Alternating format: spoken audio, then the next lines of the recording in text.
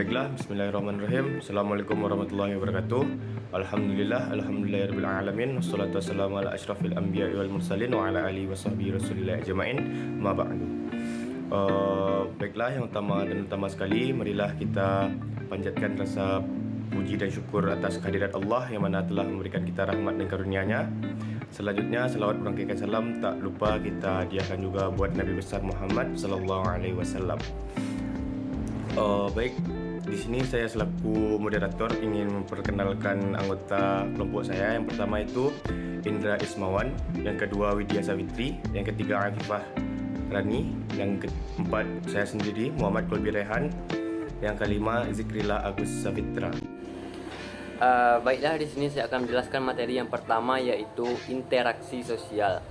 Interaksi sosial berasal dari kata interaksi, artinya tindakan yang terjadi secara dua orang atau lebih yang bereaksi akan timbal balik melalui kontak langsung maupun tidak langsung.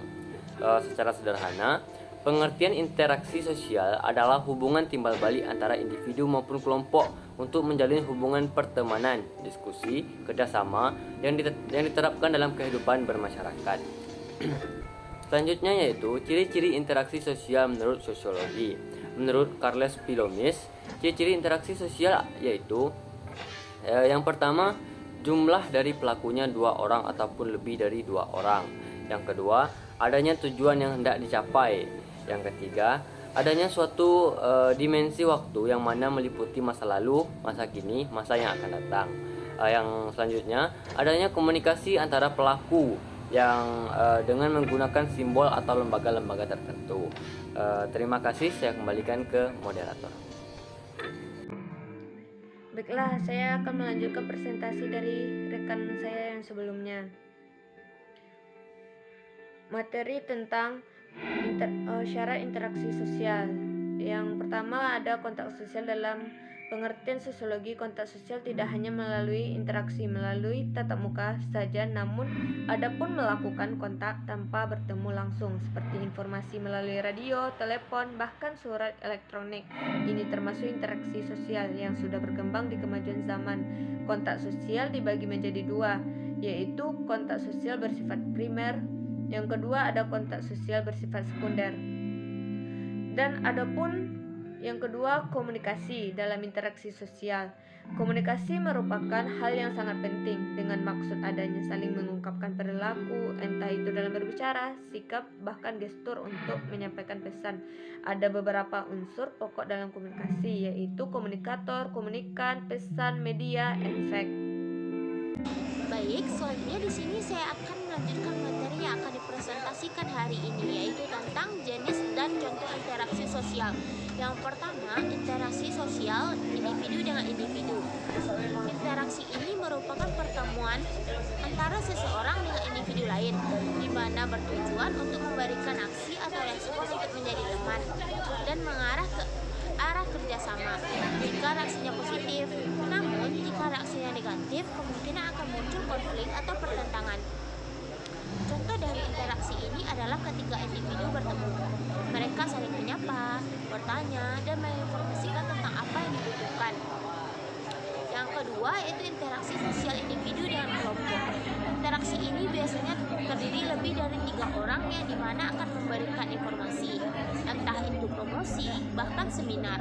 Selain itu, biasanya interaksi ini disampaikan oleh beberapa orang saja, yang kemudian informasi yang disampaikan akan didengarkan oleh banyak orang atau kelompok. Contohnya, menjadi seorang narasumber dalam kegiatan seminar dan menyampaikan informasi promosi kepada suatu komunitas.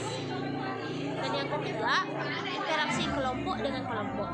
Interaksi ini merupakan pertemuan antara dua kelompok atau lebih dengan kelompok yang berbeda untuk mengkomunikasikan hal yang berkaitan, namun sifatnya bukan hal pribadi, namun untuk kepentingan kelompok itu sendiri. Contoh dari interaksi ini adalah kelompok TNI dan kelompok polisi melakukan kerjasama interaksi sosial untuk memberantas kejahatan di daerah mereka. Assalamualaikum warahmatullahi wabarakatuh.